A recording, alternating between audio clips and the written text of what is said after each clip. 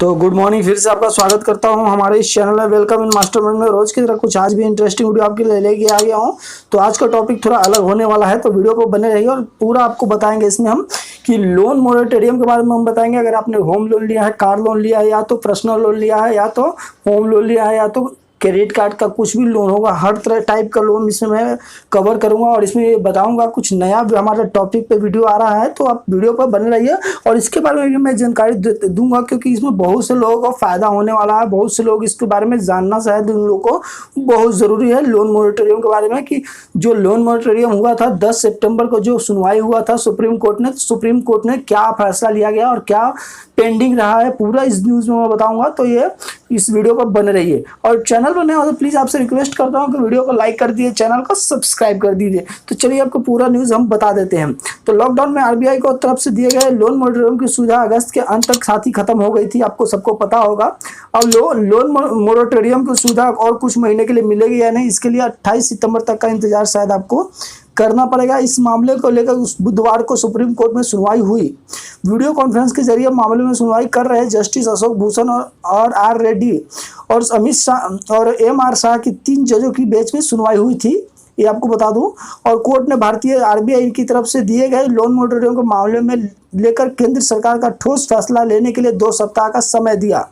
लेकिन आपको पूरा और भी बता देता हूँ, पूरा सुन लीजिएगा क्या है। तो जस्टिस अशोक भूषण की अध्यक्षता वाली 3 जजों ने कहा कि मोरेटोरियम का फैसला लेने के लिए केंद्र सरकार और आरबीआई को यह अंतिम मौका दिया जा रहा है। साथ ही कोर्ट ने लोन मोरेटोरियम को 28 सितंबर तक बढ़ा दिया है। आपको बता दूं कि 28 सितंबर तक तो आपको बढ़ा दिया गया है लोन मोरेटोरियम को। आपको कोई भी परेशान नहीं कर सकता। अगर कोई डाउट हो तो मुझे कमेंट कर लीजिएगा। मतलब बेंच ने कहा कि इस अवधि में बैंक किसी भी लोन की किस्त चुकाने के लिए एनपीए घोषित नहीं करेगा किसी को।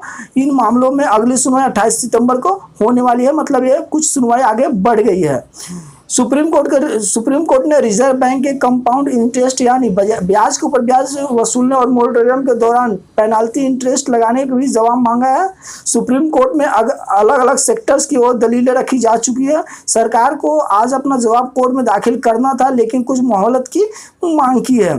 तो देख लीजिए आरबीआई का कुछ लोन मोरेटोरियम का आया हुआ है आरबीआई की तरफ से ये पोस्ट, आप इसको भी देख सकते हैं। एएनआई के मुताबिक याचिकाकर्ता के वकील राजीव दत्ता ने कहा कि कोरोना महामारी के कारण लाखों लोग अस्पताल में हैं, लाखों लोगों का आय का साधन खत्म हो गया है। केंद्र सरकार को अपना रुख साफ करना होगा कि यह ईएमआई के भुगतान पर छूट दे रही है या नहीं। उन्होंने कहा कि लोन की रीस्ट्रक्चरिंग में फ़ायदा हुआ है। अगर यह करना ही था तो पहले क्यों नहीं किया गया। राजीव दत्ता ने कहा कि लोन पर चक्रवृद्धि ब्याज अभी भी जारी है। पिछली सुनवाई में याचिकाकर्ता की ओर से कहा गया था कि इस फैसले से लोन लेने वाले पर दोहरी मार पड़ेगी, क्योंकि उसमें चक्रवृद्धि ब्याज इंटरेस्ट लिया जा रहा है। ब्याज पे ब्याज वसूलने के लिए बैंक डिफ़ॉल्ट नहीं मान रहे हैं।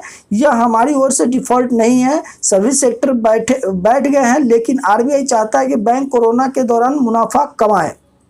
ठीक है, तो आरबीआई ने यह भी बोल दिया कि ठोस योजना के साथ कोर्ट में अगले बार जो भी आया सुनवाई होगी 28 सितंबर को, तो कोर्ट की तरफ से क्या बोला गया वो सुन लेते हैं।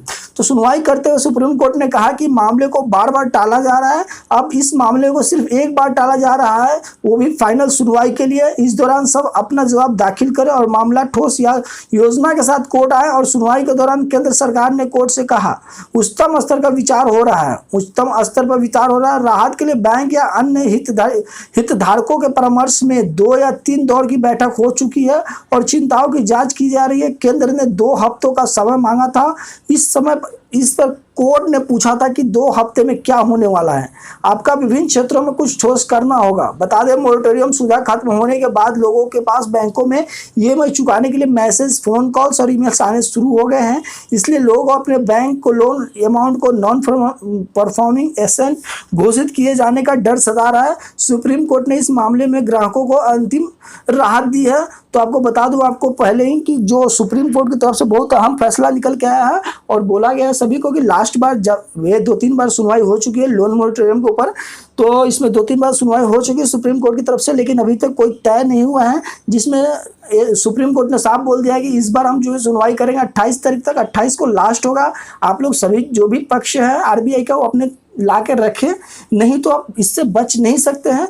और जो भी मतलब लोग का ईएमआई का जो हो रहा है, तो 28 सितंबर तक आपका ईएमआई माफ़ रहेगा। आपका कोई भी लोन चुकाने की जरूरत नहीं है, ईएमआई चुकाने की जरूरत नहीं है। तो वीडियो में बस इतना ही था। कुछ भी अगर नहीं समझ आया तो प्लीज़ कमेंट कीजिए और लाइक कीजिए, सब्सक्राइब कीजिए। Thank you so much.